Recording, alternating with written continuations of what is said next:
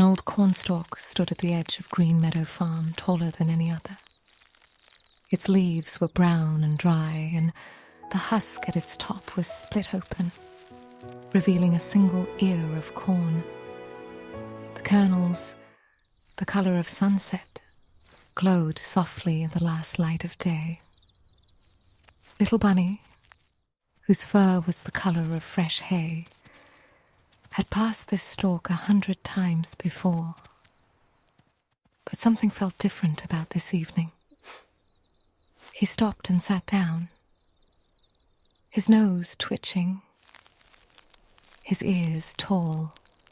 The corn was not just a corn anymore. It was something else.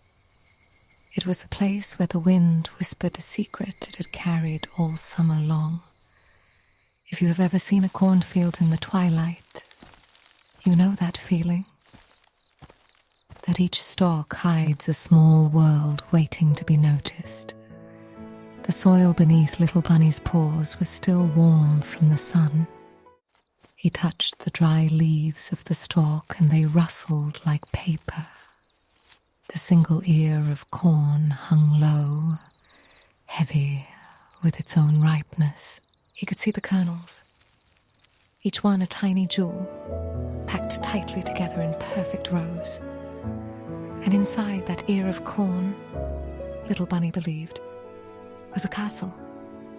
Not a castle made of stone, but one made of corn silk and golden light, where the wind played music through the leaves, and the stars came down to sleep in the hollow of each kernel. He had heard this from the old field mouse who lived under the barn, the one who knew all the secret things of the farm. The mouse had said, "The corn that becomes a castle is the corn that was planted with a wish." But first, Little Bunny needed to know if this was the corn. He looked around. The barn was dark in the distance. The pumpkins were round and silent in their patch. The garden gate creaked once, then was still. The air smelled of dry hay and the dust of the harvest path. He placed one paw on the stalk, and the whole plant swayed as if it had been waiting for him to ask. He remembered the day this seed was planted. It was spring, and the soil was black and wet.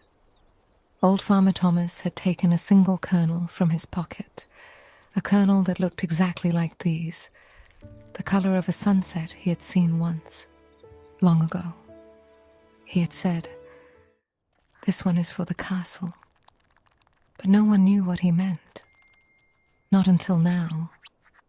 If you have ever wondered what it feels like to be the one who was trusted with such a secret, then you are in the right place.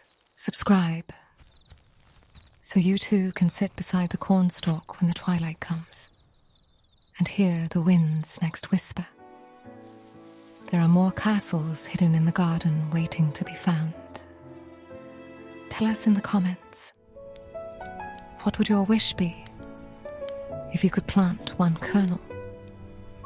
And here is the beautiful part. Little Bunny did not try to pull the ear of corn from the stalk. He did not shake it or dig around its roots. He simply sat beside it, as you might sit beside a friend who is sleeping. He closed his eyes, and when he did, he could hear it. A low, gentle hum, like the purr of a cat, coming from inside the kernels. It was the sound of a castle waking up. It was the sound of something that had been waiting for a very long time. Just then, a soft breeze came across the field. It lifted the dry leaves of the cornstalk and shook them. And from inside the open husk, a single piece of corn silk floated out. It was golden, almost transparent, and it drifted down and landed on Little Bunny's paw. He looked at it closely. It was not just a silk. It was a tiny door, and if you knew how to look, you could see past it, into the castle that lived inside the corn. He felt a shift in the air around him. The temperature changed, becoming warmer, like the inside of a kitchen where bread has just been taken from the oven. The kernels of the ear of corn began to glow more brightly. They were not just orange now. They were also a pale green, the color of a leaf just before it opens. They were the color of early morning when the dew has not yet burned away. Little Bunny felt his heart beat slowly. He had been patient all spring, all summer.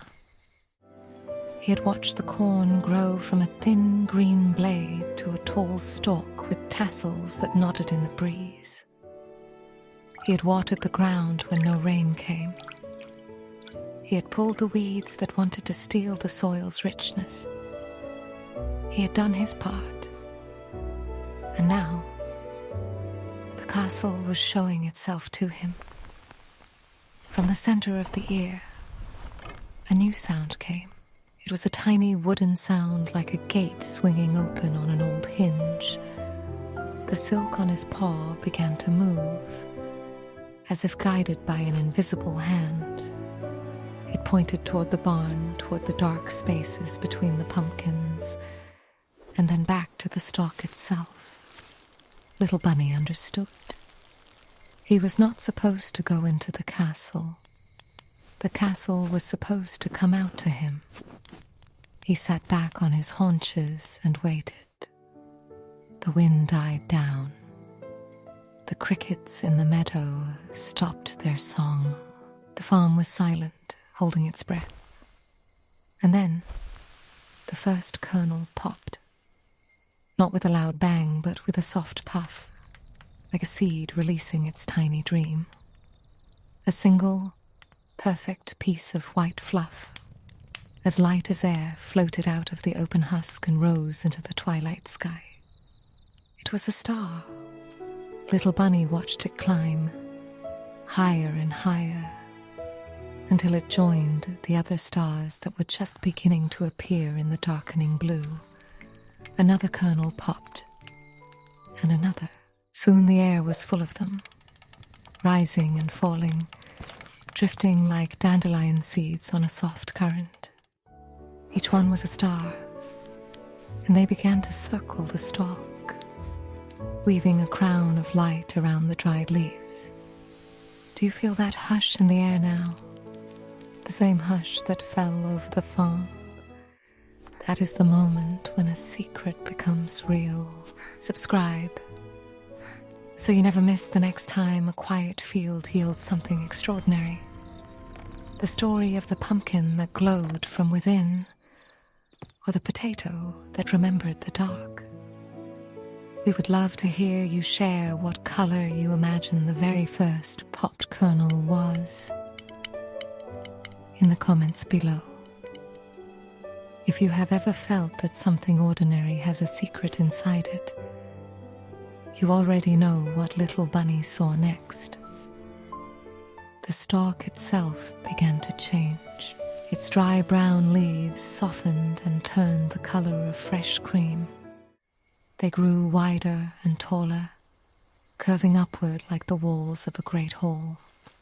The roots beneath the soil hummed and pushed deeper, holding the castle steady. The ear of corn at the top became a tower, its kernels glowing like tiny windows lit from within. And the corn silk, the strands that had once been thin and delicate, became banners of golden light, waving gently in the wind that had returned, now smelling of honey and warm earth. Little Bunny did not enter through a door. He did not climb the stalk or dig beneath it. He simply sat and looked, and the castle came to him. The walls of cream-colored leaf unfolded, revealing a floor of packed soil that shone like polished wood. The tower of kernels opened, and from inside it, a warm light spilled out, falling onto the fur of his back. The stars that had risen from the popping kernels descended again, landing around him on the ground, where they flickered like tiny candles. The castle was not a place he went to. It was a place that surrounded him. It was a world that had been hidden inside a single stalk of corn, and he had been trusted to see it. Inside the castle there was a table. It was not made of wood, but of corn husk, woven together so tightly that it looked like stone. On the table there was one single bowl, carved from a dried pumpkin shell. In the bowl there was nothing yet, but little Bunny understood. This was the bowl for the meal that had not been eaten yet. This was the bowl for the dinner that would be made from the corn, the dinner that would be shared under the stars. He looked up at the tower of kernels, and one kernel, the one at the very center of the ear, glowed brighter than all the others. It was the seed of the next spring.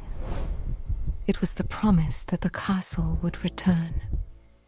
From somewhere far away, the old field mouse's voice came, carried by the wind. The corn that becomes a castle is the corn that was planted with a wish, it whispered. But the castle only stays as long as the corn is remembered. If you forget the taste of the kernel, if you forget the feel of the soil, the castle becomes a stalk again, and the stars return to the sky. Little Bunny did not want the castle to end. He wanted to sit inside its warm walls forever. But the mouse's voice added, remembering the corn means eating the corn. The castle lives in the meal you share. It lives in the full bowl and the empty bowl. It lives in the seed you plant for the next harvest. That is the deepest secret of the farm. Remembering is done with your hands and your mouth, not just your eyes. If you want to carry this remembering with you, subscribe, so that every bedtime we can plant another seed together and watch it grow into a story you can taste. Before you drift off, tell us in the comments, what is the one meal you would make from a kernel that once held a castle? So little Bunny reached up, and with his small paw, he touched the brightest kernel at the center of the ear. It came away from the cob with a soft, gentle pop, like a kiss. He held it in his paw. The kernel was warm, the color of sunset and earth combined. He did not put it in the bowl, not yet. He held it close to his chest, feeling its warmth against his fur. He knew that this kernel, the one he held, was the same one Farmer Thomas had planted in the spring. It was the same one that had grown into the stalk, produced the ear, and now, at last, was ready to become part of the meal that would keep the castle alive. The castle walls began to soften. The cream-colored leaves slowly turned back to dry brown. The golden banners of silk became ordinary strands, blowing away into the night. The tower of kernels dimmed, one by one, until only the one in little Bunny's paw remained lit. He looked down at it. It was still glowing, still warm, and he knew what he had to do next. He stood up and turned toward the barn. The stars that had gathered around him on the ground floated up again, returning to their places in the sky, content. The crickets resumed their song. The farm breathed again. little bunny carried the single glowing kernel in his paw, walking back toward the kitchen where the carrots, the potatoes, and the last pumpkin waited. This kernel was not just a kernel. It was a castle he would learn to eat. By the time he reached the back door, the kernel had stopped glowing. It was just a kernel again, orange and small. But little bunny remembered. He took a deep breath of the cool night air and pushed open the door. Inside, the stove was burning low. A pot sat on the counter, clean and empty. Little bunny placed the kernel in the pot. He did not light the fire yet. He stood there looking at it, thinking of the castle, the stars, the wind, and the soil that had held the stalk upright through all the nights of summer. And he smiled. He knew that the corn that would become the meal tomorrow morning would taste like nothing else on earth, because it was the corn that had become a castle for him. And in eating it, he would remember, and the castle would never truly disappear.